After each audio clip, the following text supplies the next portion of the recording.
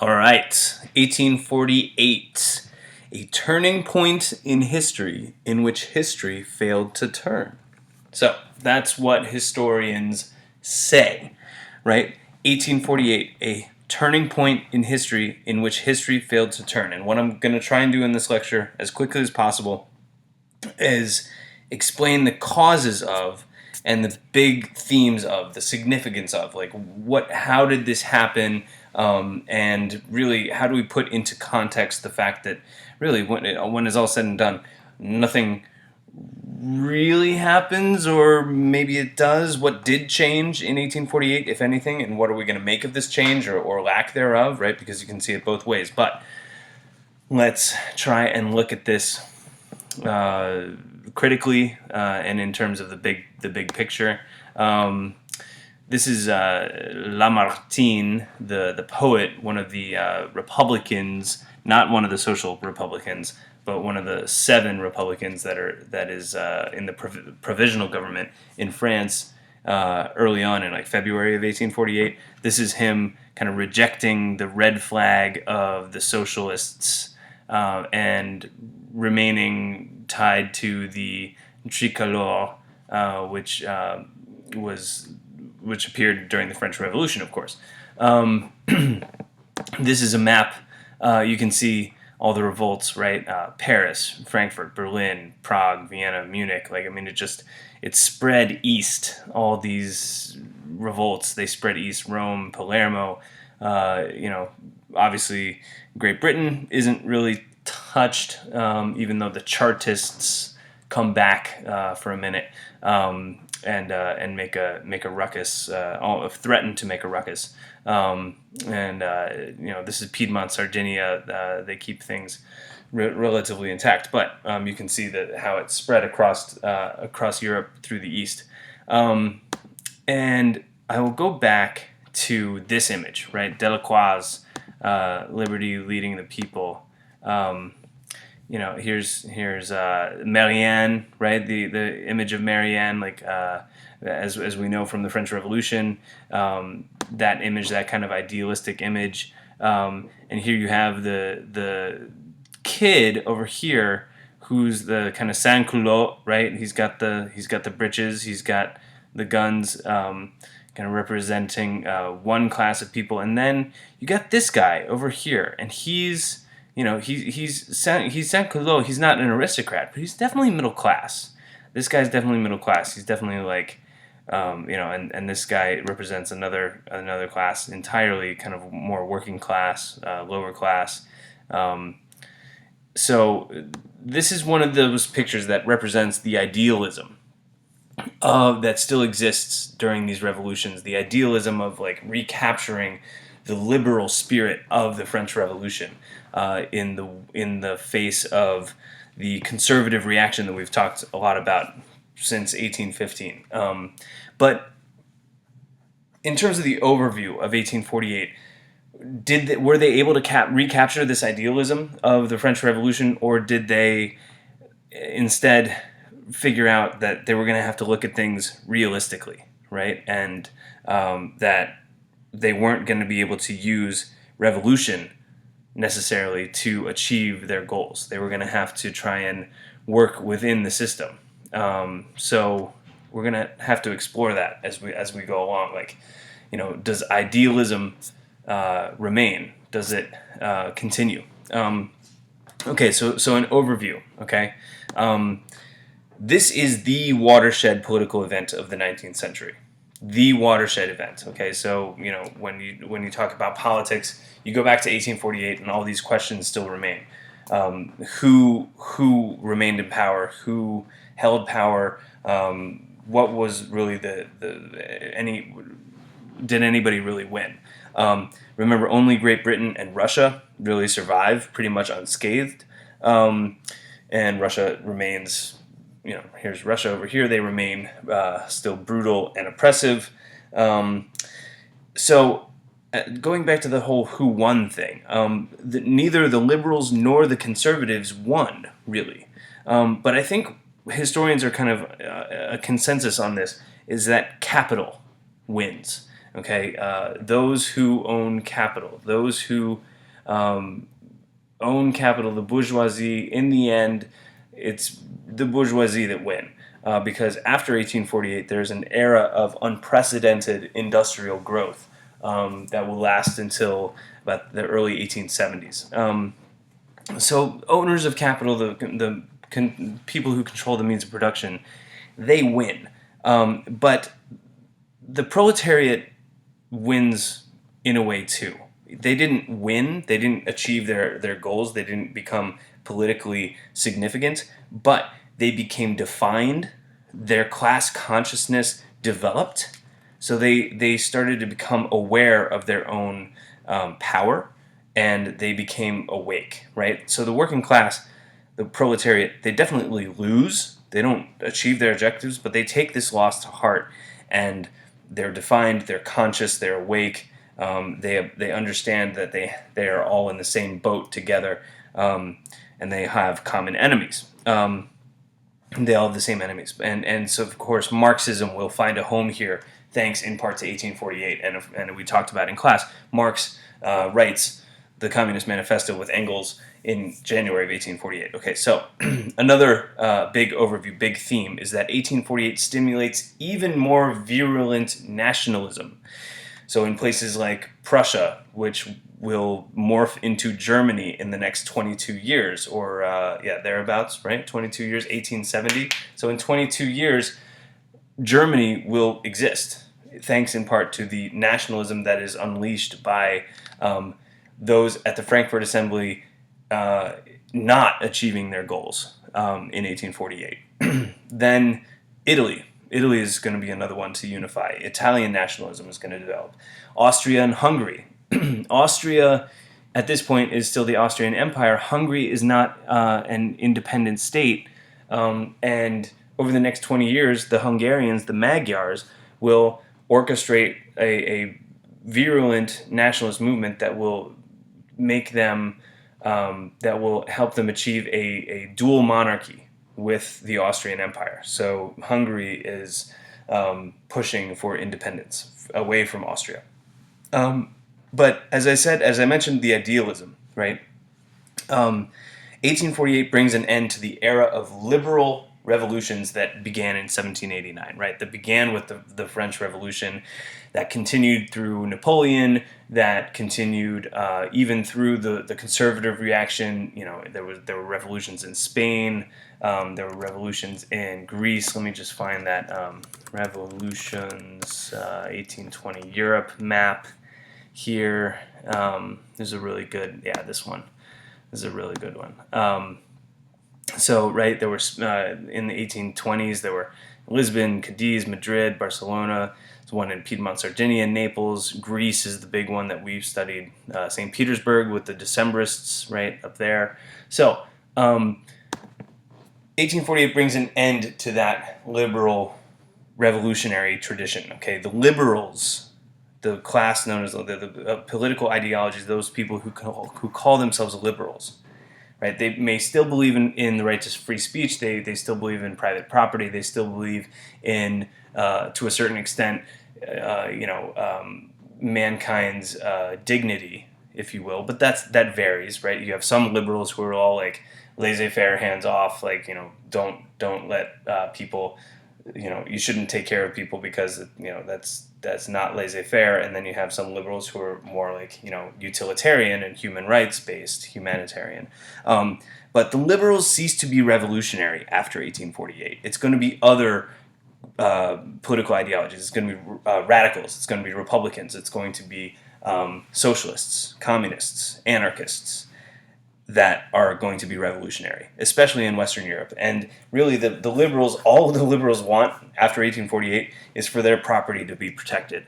So the liberals cease to be revolutionary, and they start to be incorporated more and more into the system, into the political system of various states.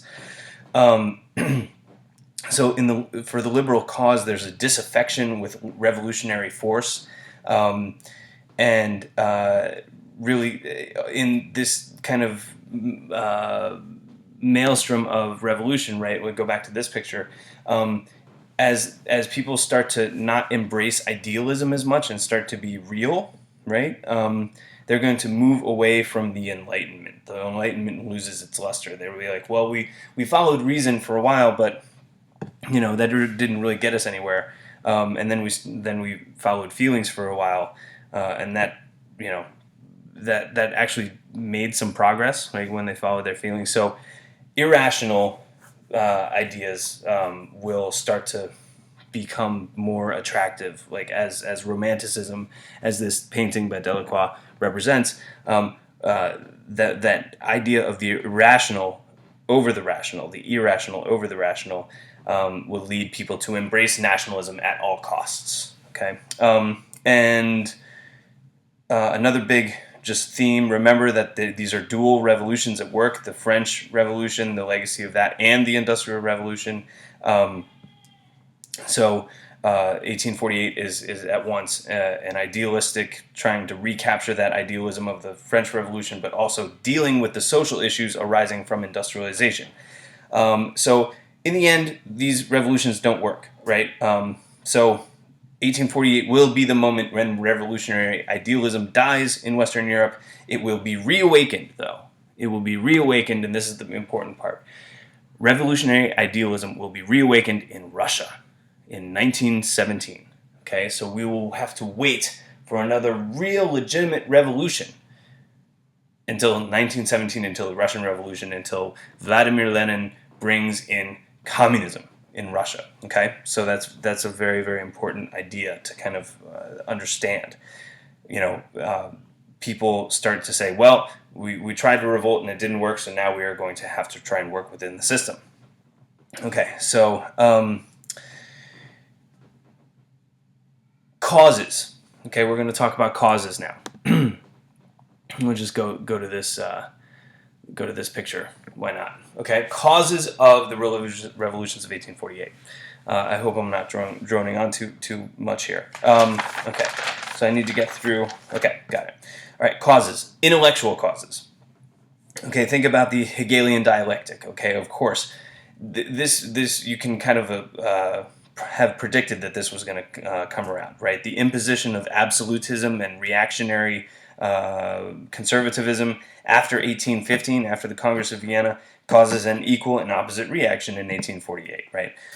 The belief by these lower classes, even by liberals, by Republicans, that history must advance even if through conflict, and that the old regime, the Ancien regime, absolutism must die and change must prevail, right? Other intellectual causes, right? The growing spirit of nationalism prompted by Napoleon, and of course the enduring legacy of Rousseau and the general will, right? These people kind of like literacy rates increasing, people realizing that when Rousseau says the general will, they're like, hey, well, we're part of the general will and we're not being listened to, right? So the idea of nationalism spreading from Rousseau and all those writers that we've talked about, like Fichte and Herder and all those new Slavic texts, right? Pan-Slavism and the idea that in a place like Serbia, right, like in the Balkans, right? And I'll go back to the map here. A place like Serbia, which is like kind of down here in the Balkans, they're going to have the idea that they have their own history, right? They have their own historical texts and language and everything else. Okay, another intellectual cause of the revolutions of 1848 would be Romanticism, of course. Okay, right, Romanticism, talking about the embrace of the irrational over the rational. Eric Hobsbawm, one of my favorite historians, has said that Romanticism became the antithesis of the centrist efforts of the bourgeoisie, interestingly. So Romanticism is even kind of like an anti-bourgeois movement, which explains some of the reasons why the lower classes are embracing socialism and embracing anything that is not bourgeois. So remember that the bourgeoisie are predominantly liberal. Some are even monarchist, and they don't want too much change. The liberal bourgeoisie don't want too much change too fast. And this makes them actually sound like conservatives, but as we will see, those liberals, liberal bourgeoisie, the owners of most of the wealth, the owners of private property, they will start to morph into what we now call conservative, right? They don't want too much change. Why? They don't want a repeat of the Reign of Terror, right? When Robespierre listened to the masses, right? When Robespierre, kind of rode a wave of the general will and started killing everybody. And they don't want the mob, right? They don't want the masses to have political power over them. They don't want the mob to be able to vote, because if the mob votes, then the mob might vote for a socialist that will take away their property, right? So we can kind of see that point of view. And remember, Romanticism as a movement pushes the radicals, those desperate people championed by people, like Victor Hugo and Les Mis, to push beyond what's customary and comfortable, to push for the eradication of what came before, no matter the costs, right? So part of Romanticism, like pushing the bounds of like human expression and pushing the bounds of human perception, right? You can make the connection that they're going to try and do so politically as well. And as I said before, there's more literacy, more books. The novel appears in this time frame, like Dickens, Hugo, Balzac, Pushkin, Dostoevsky, Jane Austen, Emily Bronte, Frankenstein, Mary Shelley, right?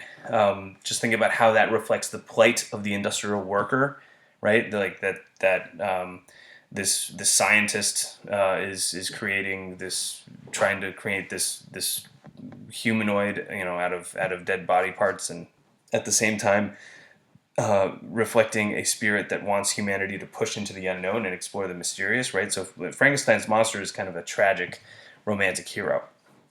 Okay, so Romanticism is another big intellectual cause. Okay, so let's go into political causes. Okay, obviously, political causes, the big theme is that the rigidity of the 1815 absolutist repressions, right? Metternich and the Carlsbad decrees, and putting down the Burschenschaft and the corruption of the government of Louis Philippe in France, and the entrenched oligarchy, aristocracy of the Junker class in Prussia, right? Which, whatever, Friedrich William was in power at the time, who cares? But the rigidity of those regimes and the repressions that they put down after the time of Napoleon create their own demise, right? As Hobsbawm says, the 1815 governments, the Congress of Vienna governments, had to be designed to fend off all change, liberal or national. So history was against them. Okay, so political causes, like, in part the revolutions of 1848 are caused by the bourgeoisie liberals trying to fight back against the conservative repression of the monarchies and aristocracies. And this is a very, very important point, right? Like, so the bourgeoisie liberals might have helped start these revolutions of 1848, and then they caught fire with some of the masses, and it depended on where you were, right? In France, there were masses of people. As you moved further east, it kind of became less, because serfdom is still very much entrenched in the East. But the bourgeoisie liberals wanted to carry on the legacy of the French Revolution, but without the mess, right? They don't want another reign of terror. So this is in part a legacy of the revolutions of 1830 as well, especially in France, where the moderate liberal middle class wanted constitutions, right? But they're not. They wanted constitutions. They're anti-aristocratic. They're anti-monarchy, but they're not democratic, right? They're anti-democratic as well. They fear the masses. They fear radicalism, and liberalism in general is rising from the period 1815 to 1848. So they politically, the liberals want to be part of the political system. So they help cause the revolutions of 1848 in general. And another, as an aside, another reason why the masses in the East don't necessarily rise as they do maybe in Paris is still because of the power of the Catholic Church and of serfdom in the East, right? You have, after the revolutions of 1848, Pope Pius IX. Let's see if we can find a picture of Pope Pius IX, right? The Syllabus of Errors, right? Reigned from 1846 to his death in 1878. Longest reigning elected pope in the history of the Catholic Church. Wow. Let's get him another picture here. The Syllabus of Errors guy. Actually, one of the first popes to be photographed, because that was a new technology, right? The photography appears in the 1840s, 1850s, 1860s. But the power of the Catholic Church in Central and Eastern Europe is still very powerful. Another reason why, if the Pope says something like the Syllabus of Errors, like all liberal thought is ridiculous, and you need to listen to your church first and foremost, the common person in, say, Romania isn't going to rebel because the Pope doesn't want it, right? I mean, that's just common sense. Remember, back to the liberals. The liberals wanted constitutional governments with limited representation. Remember, the reigning liberal doctrine was the quote-unquote stake in society theory. Okay, and this is very important. Those who govern, the stake in society theory, those who govern should have something to lose.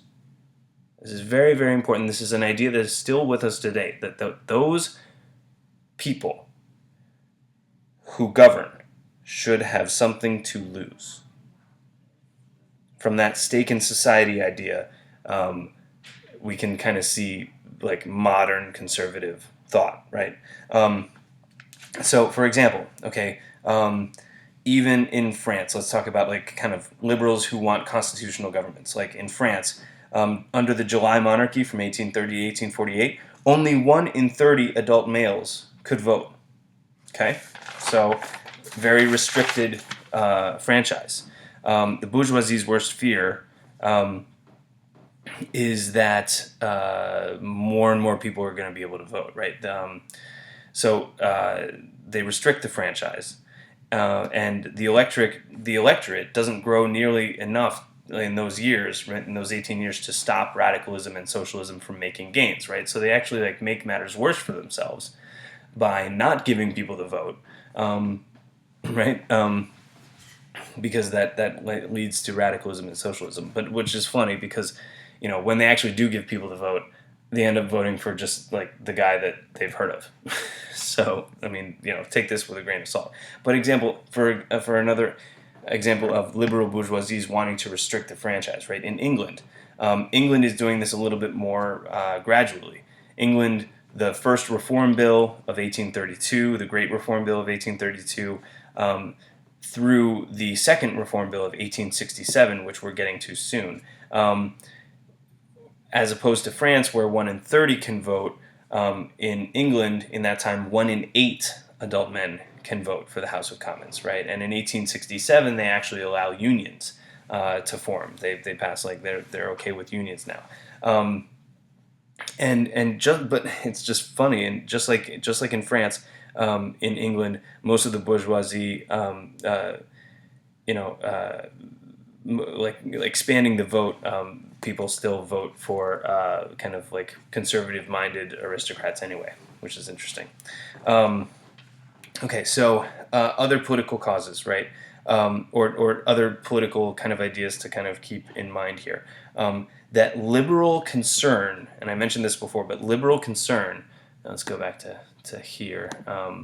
Lamartine could be like, considered a liberal Republican, if you will. Lamartine was like the liberal Republican. He wasn't the social Republican, like Louis Blanc. But liberal concern with the fate of the masses varied.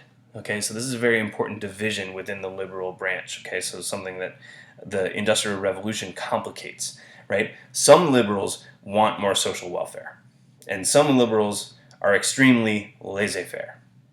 Okay, this is important. This is kind of where liberalism bifurcates or divides.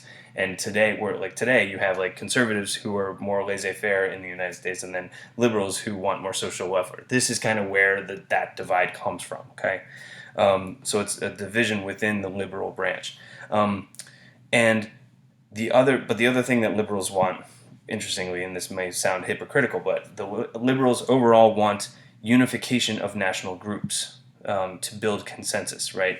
Um, so they if they're aspiring to nationalism, they're trying to, like, you know, create a consensus among national groups.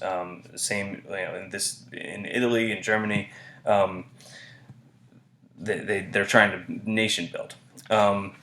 And then liberals, a good political kind of, like, just in general, a cause or something to remember about liberals, on the continent especially, is that they want an end once and for all to serfdom and feudal manorial restraints. Why? Why do they want an end to serfdom? Right? Why do they want an end to aristocracy? Why do liberals want that? They want to protect their own status as the bourgeoisie, right? And to eradicate the aristocracy means that then they would be more powerful. They also want all those people who are serfs to be in the free market. They want them to be in the labor market because then they can use them. They can put them in their factories and use them. At this point, especially in the East, they don't have that. They don't have that possibility.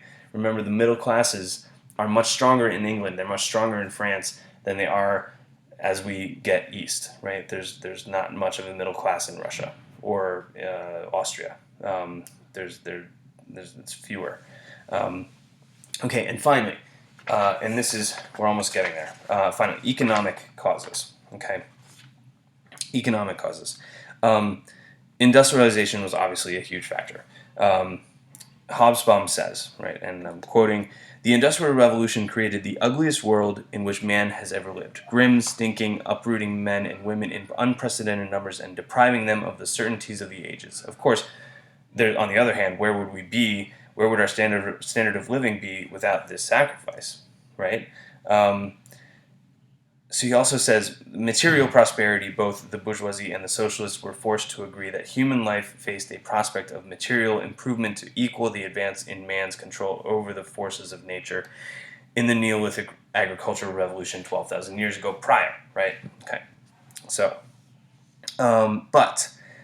industrialization, like, causes the working class to be like, oh my gosh, we got to do something about our fate here. Economic causes. Britain, kind of in general, is outpacing everybody, and they are. How should I say this? They're pushing the engine of industrialization to the point where everyone is kind of starting to resent them a little bit. Working classes on the continent, aristocrats on the continent, bourgeoisie on the continent, right?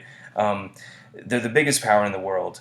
And they're even, at this point, I just want to remind everybody, they're even bringing China to its knees right now.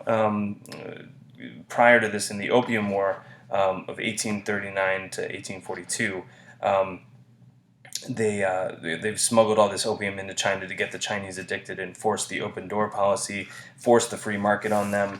I mean, so if they're doing that to China, imagine what they're doing. Imagine what they have their hands in on the continent, right? But as I mentioned in class, like, what is the major economic cause of the revolutions of 1848? What really precipitates this era of revolutions is the first big boom bust cycle of capitalism and famines, interestingly enough. In the 1840s are riddled with international depressions, recessions, and food shortages. This is something Palmer does not emphasize. And the problem is overproduction. Okay, overproduction means that a factory boom and they start making all sorts of stuff.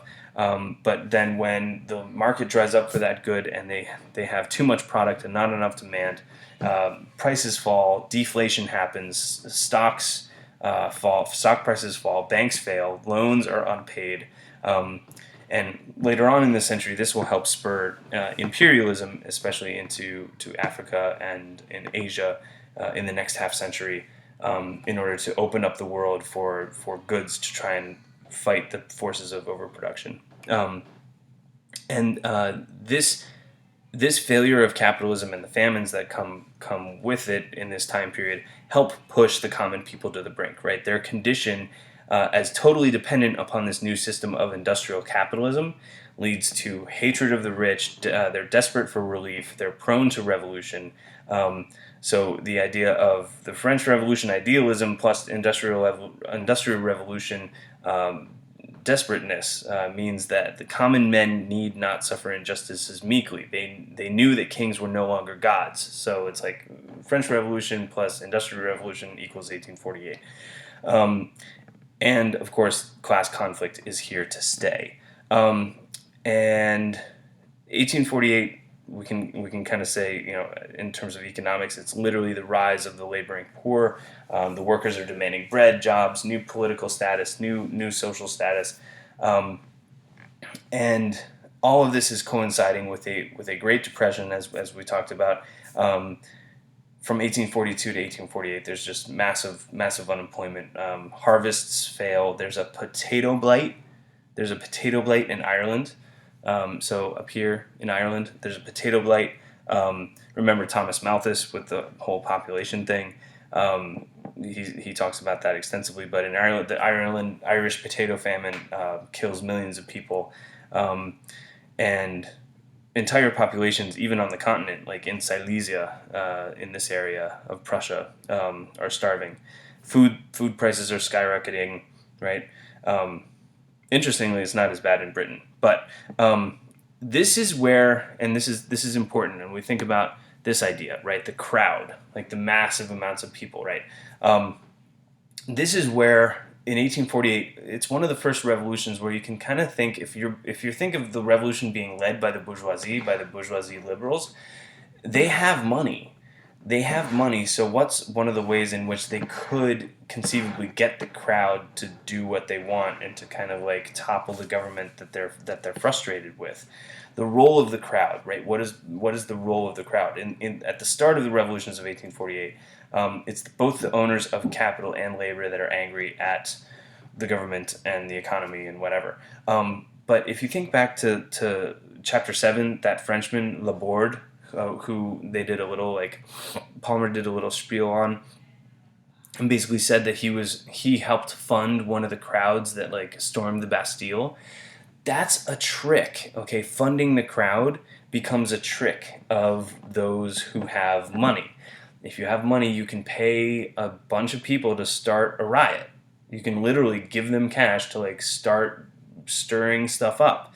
This happens. The CIA picked up on this tactic and used it in Iran. They used it in Guatemala. They used it in Venezuela. They use it all the time to start insurrections. Okay, so especially when a Great Depression hits, it's much easier to get a crowd together to use a little bit of cash to incite kind of popular political unrest. I hope you understand how that works. Another interesting technological development or kind of like a facilitator was that the telegraph was starting to appear, okay, in this time period. So the telegraph spread the first whiffs of the French insurrection, and the telegraph was kind of instrumental in spreading the idea that, hey, everybody's revolting. Okay, so I was going to do a case study of France, but I'm going to skip that. Okay, and we're going to kind of go to just in general. So what? Okay, so what? 1848. So what? The initial success of 1848, the revolutions, especially in France, indicate a pattern. The revolutions were at first successful. The monarchs didn't know what hit them. But in every case of 1848, every case, the liberal constitutions created and representative assemblies were created. But then a divide between liberals and socialists appeared. Okay, this is a big deal. Indicated by Lamartine, right? In this picture, Lamartine rejecting the socialist flag and embracing the tricolor, right? Lamartine versus Louis Blanc, right? Once the liberals get in power, there's no plan on how to really solve the problem of social, political, economic discontent of the masses, right? The socialists have a plan, but the bourgeoisie are like, no, we're not going to let you in, right? As indicated by in that provisional government, there were seven kind of bourgeois Republicans, and there were three social Republicans, right? So they don't. Once they get in power, they don't really have a plan to solve the problems. Once the monarchs are gone, the liberals have what they want. They have money and power. What more can you want? They become conservative, and the socialists see this and they say, "Why are you stopping? Why are you stopping? We want more, please. We want more." It's like the Oliver Twist. Please, sir, I want some more. They become more radical, right? Because the liberals stop. They're like, we're in power. What more do you want? Now we can kind of like use this whole political machine to get even richer. And that's when the socialists say, hey, hold on a second. Like, you're leaving out the entire general will. So that's when the middle class liberals begin to fear their more radical allies. And this confusion and division gives time for monarchs and aristocrats to regain control of the armies. Okay, that's the general pattern in Vienna, in France, in Frankfurt, right? This is the pattern. So the aristocrats and the monarchs regain control of the armed forces, unite their supporters, and then they crush the revolutions. So the middle class liberals are now terrified of the working classes. Okay, and so the latter half of the 19th century will be typified of the middle class, like fearing the lower classes. The middle class liberals will now support any government that just protects their property and their investments and business and helps to suppress the working class. So the liberals stop being revolutionary. They start being real. This is the start of realism, right? Okay, so like over here, realism, the attitude or practice of accepting a situation as it is and being prepared to deal with it accordingly. So accepting the fact that, hey, we got to protect our property, and that's pretty much all we can get out of this situation. Just let us make our money, right? The bourgeoisie are basically saying, the liberal bourgeoisie are basically saying, just let us make our money. We'll pay taxes in exchange for protection, and nationalism then starts to be used to unite, the entire country. In order to create a stronger government, in order to protect the wealth of the middle class.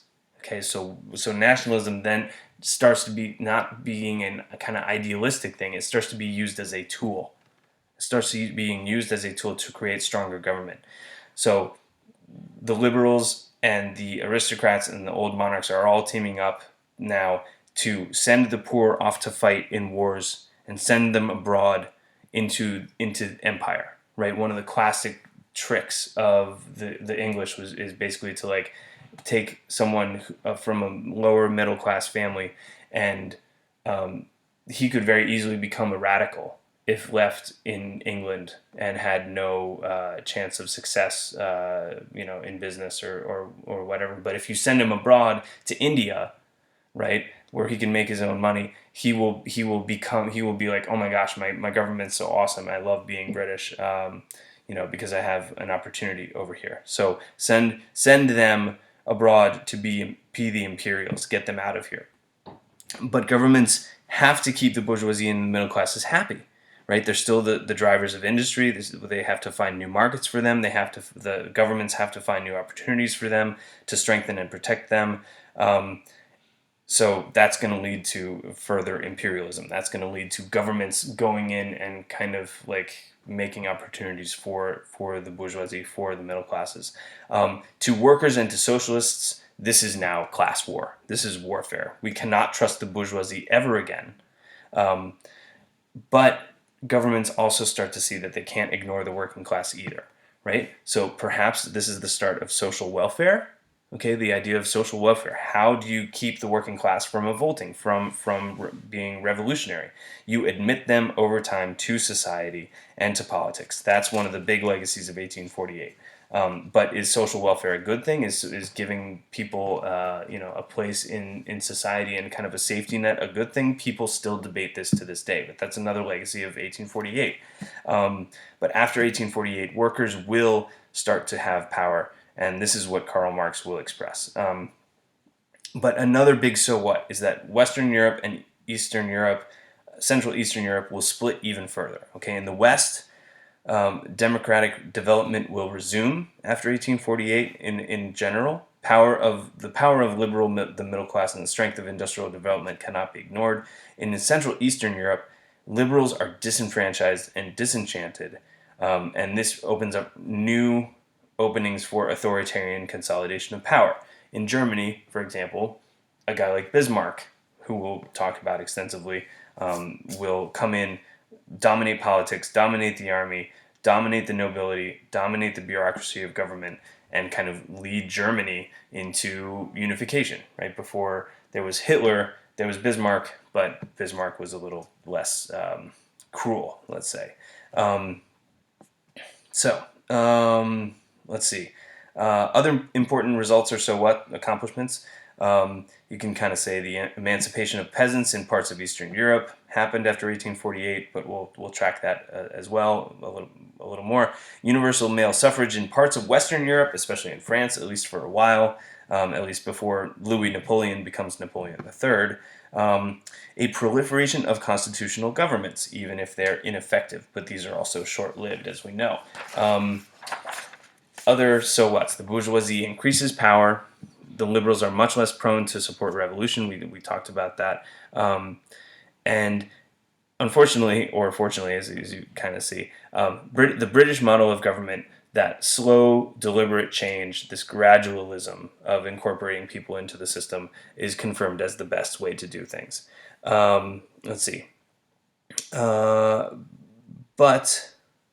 let's see. I think that's it. You can argue that a series of time bombs are created. I was going to kind of say this, like class conflict. Louis Napoleon becomes emperor, but then begins his aggressive foreign policies. That's going to lead to things like the Crimean War and the Franco-Prussian War. You can kind of say that ethnic hatreds are festering in Hungary, Serbia, and the Balkans. You can say that the failure of German liberalism will lead to a more militarized Prussia, as we will see moving forward. Let's see. Onset of realism, death of romanticism, and then of course Marxism.